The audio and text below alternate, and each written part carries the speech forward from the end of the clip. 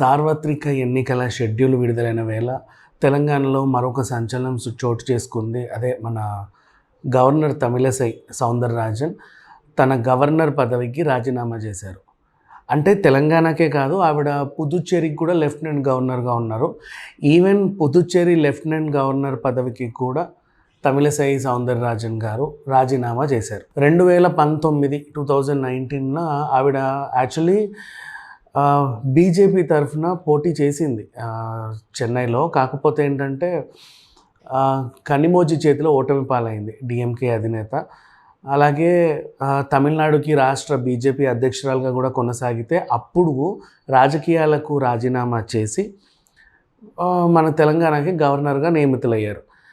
అలాగే ఇప్పుడు గవర్నర్ పదవికి రాజీనామా చేసి మళ్ళీ ఆవిడ రాజకీయాలకు రావాలని చూస్తున్నారు. చెన్నై సౌత్ తిరునల్వేలి అక్కడ ఏంటంటే నాడార్ ఓటు బ్యాంకు చాలా ఉంది. ఆవిడ అక్కడి నుంచి పోటీ చేస్తే నేను గెలుస్తానేమో అన్న ధీమా ఆవిడలో ఉంది అంతే. అండ్ ఇకపోతే ఆవిడ సొంత ఊరు, సొంత నియోజకవర్గం మన కన్యాకుమారి. ఆవిడ ఒకవేళ కన్యాకుమారి నుంచి పోటీ చేసినా సరే అక్కడ నుంచి గెలుస్తానేమో అన్న ఆశాభావం ఆవిడ వ్యక్తం చేస్తుంది. అండ్ అఫ్కోర్స్ ఆవిడ గవర్నర్ అయిన తర్వాత చాలా సంచలనాలకు తెరలేపింది. చూసాం మనం. ఏపీ నుంచి ఒకసారి కార్డిల్లా షిప్ చెన్నై మీదుగా పుదుచ్చేరి మీదుగా చెన్నై వెళ్తుంటే పుదుచ్చేరిలో ఆపేసింది.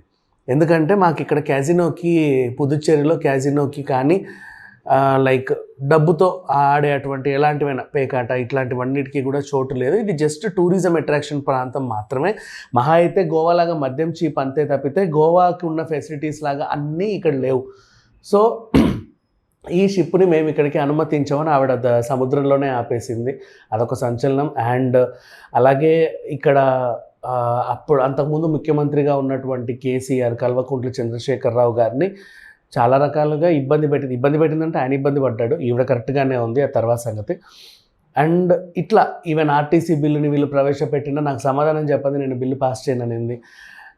గవర్నర్ కోటాలో ఎమ్మెల్సీ పదవి వీళ్ళిద్దరికి ఇప్పించండి ప్లీజ్ అని ఎవరెవరినో తీసుకొచ్చి అక్కడ పెడితే వీళ్ళని ఎందుకు నేను తీసుకొస్తానని చెప్పి వెంటనే కొట్టిపారేసింది. ఇట్లా మంచి నిర్ణయాలు చాలా వరకు తీసుకుంది ఆవిడ.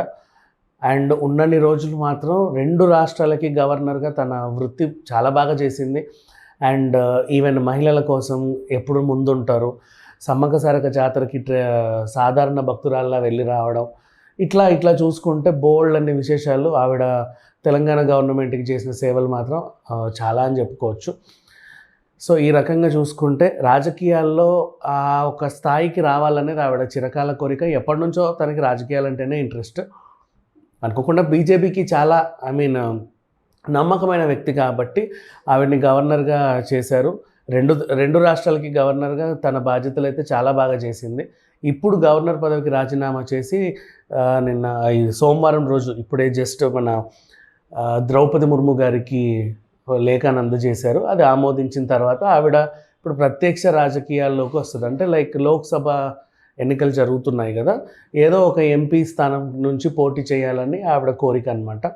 సో చూద్దాం గవర్నర్ తమిళసై గారు, ఇప్పుడు గవర్నర్ కాదు తమిళసై సౌందరరాజన్ గారు రాజకీయాల్లో సేమ్ గవర్నర్గా ఎలాగైతే తన వృత్తి బాధ్యతలు చాలా అద్భుతంగా నిర్వహించారో ఎన్నికల్లో కూడా గెలుపొందుతారో లేదో వేచి చూద్దాం. Thank you so much.